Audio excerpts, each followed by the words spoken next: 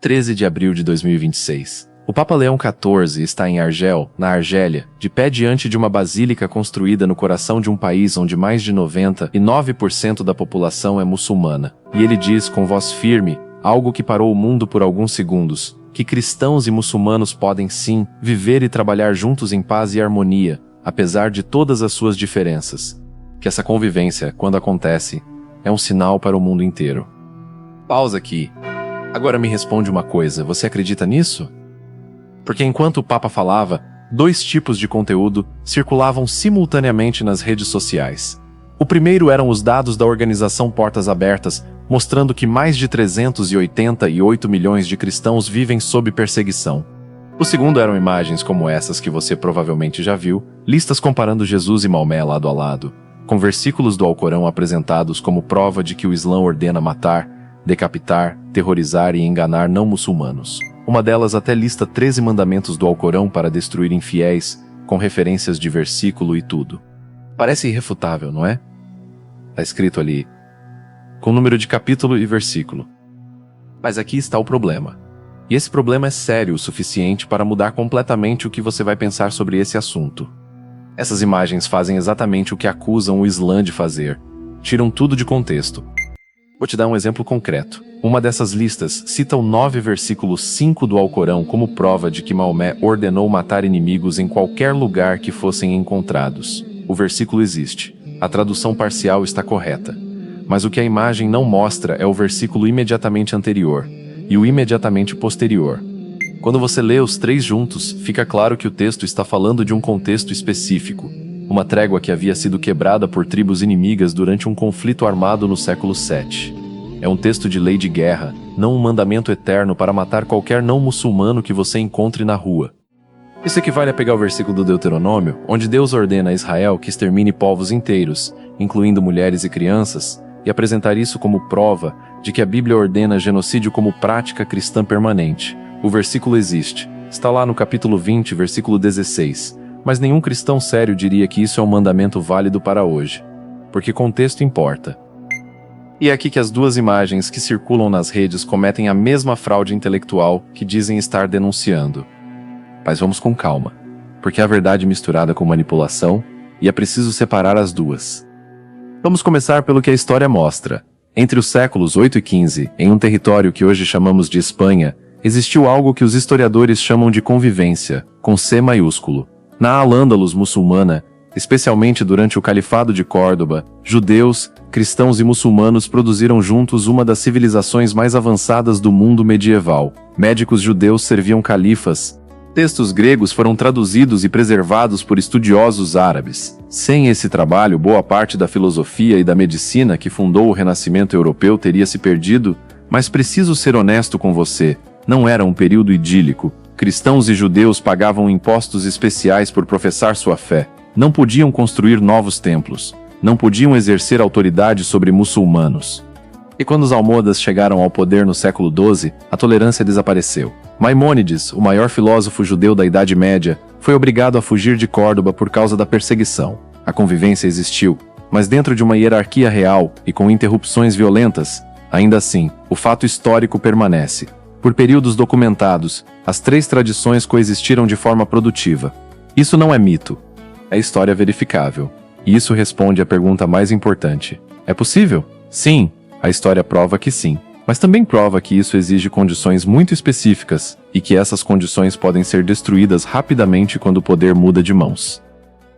Mas então o pêndulo virou. A reconquista cristã expulsou muçulmanos e judeus da Espanha no mesmo século em que Colombo chegava à América. A Inquisição queimava quem não se convertesse.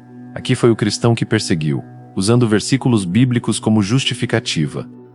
E depois o pêndulo voltou. Em outros territórios, em outros séculos, foi o Islã que avançou com força e impôs sua fé sobre populações cristãs, às vezes com violência, às vezes com taxas discriminatórias, às vezes simplesmente apagando igrejas do mapa. O que a história nos ensina, portanto, não é que uma religião é boa e a outra é má. O que a história nos ensina é que o ser humano, quando tem poder absoluto, tende a usá-lo para oprimir, e ele sempre encontra um texto sagrado para justificar. Mas e hoje? O que está acontecendo hoje?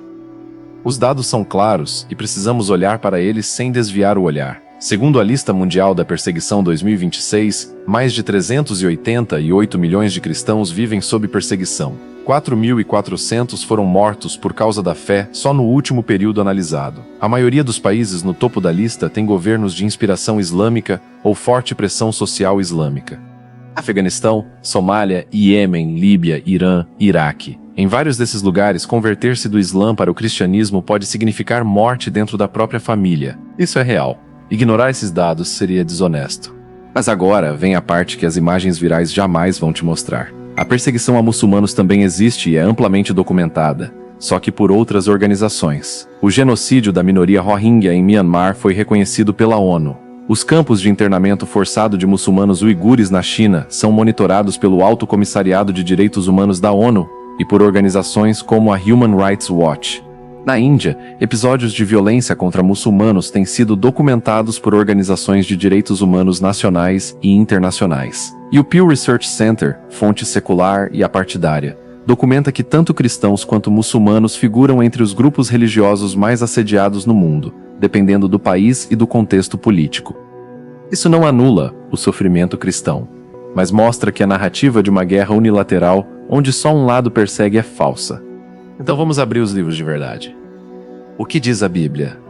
Mateus capítulo 5, versículo 44. Jesus está falando para uma multidão de pessoas oprimidas pelo Império Romano, pessoas que tinham todos os motivos do mundo para odiar seus inimigos.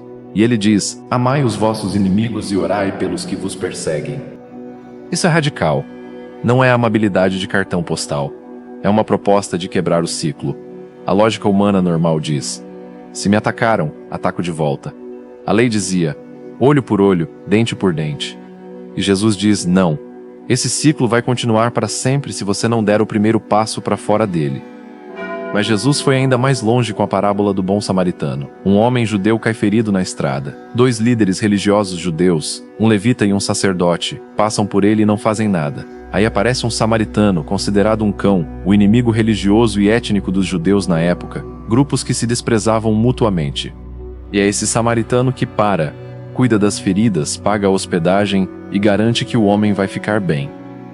A pergunta de Jesus ao final é: quem foi o próximo desse homem? A resposta, que Jesus sabia que ia machucar, era o inimigo. O próximo é o inimigo que age com amor. E os cristãos que perseguiram ao longo da história, que queimaram hereges, fizeram cruzadas, escravizaram, a resposta honesta é que traíram o próprio texto. Usaram o nome de Cristo para fazer exatamente o oposto do que ele ensinou. Isso é possível com qualquer livro sagrado quando o poder entra na equação e vira fanatismo religioso. Agora vamos ao Alcorão com a seriedade que o assunto merece. As imagens virais apresentam uma lista de versículos como se fossem mandamentos atemporais e universais. Matar infiéis, decapitar, terrorizar, enganar em nome da fé. E citam referências reais. Mas aqui está o que essas imagens deliberadamente omitem. O versículo 2,256, que diz não há coação na religião, também está no Alcorão. O reconhecimento de cristãos e judeus como povos do livro, detentores de uma revelação legítima de Deus, também está no Alcorão. A ideia de que Deus criou os povos diferentes para que se conheçam mutuamente, e não para que se destruam, está no capítulo 49, versículo 13. Os versículos sobre combate que as imagens citam foram revelados, segundo o contexto histórico documentado pelos próprios estudiosos islâmicos clássicos, durante guerras defensivas específicas da comunidade muçulmana nascente no século VII, quando essa comunidade estava sendo atacada e precisava de diretrizes militares. Funcionam como os livros de Números e Josué na Bíblia, textos de guerra de um momento histórico específico, não mandamentos válidos para qualquer cristão ou muçulmano caminhar armado pelas ruas hoje.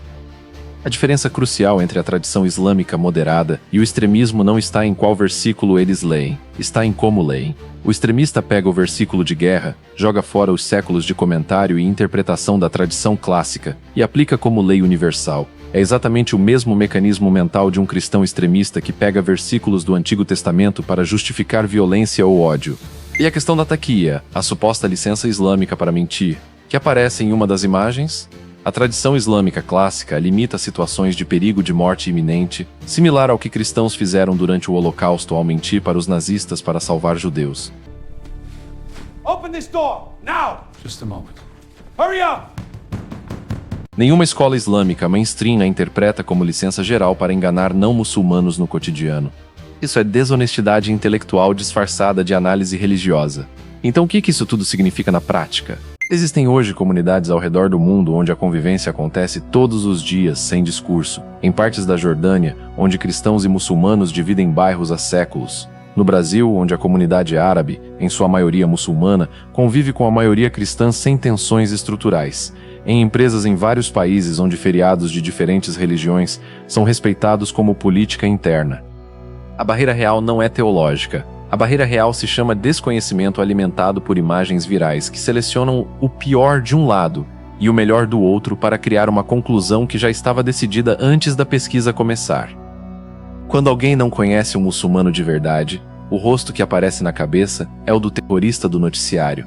E quando um muçulmano nunca conviveu com um cristão de verdade, o rosto que aparece é o do cruzado dos filmes de Hollywood. Ambos são estereótipos. Ambos são alimentados por conteúdo exatamente igual ao das imagens que chegam no seu WhatsApp ou timeline de rede social. A tolerância não é concordância. Você não precisa achar que a outra religião está certa para respeitar quem a pratica. Tolerância é coexistir com alguém com quem você discorda profundamente, sem usar essa discordância como licença para desumanizar o outro. O Papa Leão XIV não estava dizendo que cristãos e muçulmanos acreditam nas mesmas coisas. Ele estava dizendo que a diferença não precisa ser um campo de batalha. E para que essa fala saia do discurso bonito e entre na vida real, 3 coisas precisam acontecer. Primeiro, as lideranças religiosas de ambos os lados precisam ser as primeiras a condenar quando seus próprios cometem violência em nome da fé, sem hesitação e sem relativização. Segundo, a educação precisa mostrar o outro com humanidade e complexidade. Não como ameaça monolítica resumida em uma lista de 12 itens num fundo envelhecido de papel pergaminho. Terceiro, as pessoas comuns, você e eu, precisam desenvolver o hábito de perguntar de onde vem a informação antes de compartilhar. Porque compartilhar uma imagem viral sem verificar não é apenas ingenuidade, é participar ativamente da máquina que alimenta o ódio que mata a gente de verdade.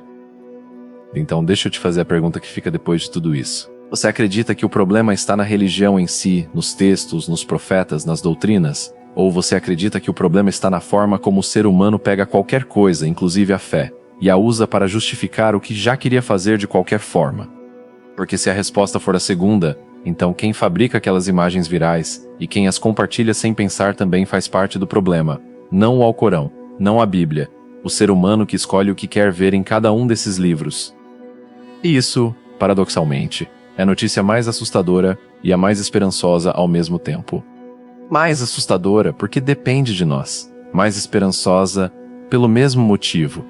Comenta aqui embaixo o que você pensa, mas antes de comentar, faz uma coisa, verifica. Porque esse exercício de verificar antes de reagir já é o começo de tudo, e não esqueça do respeito mútuo.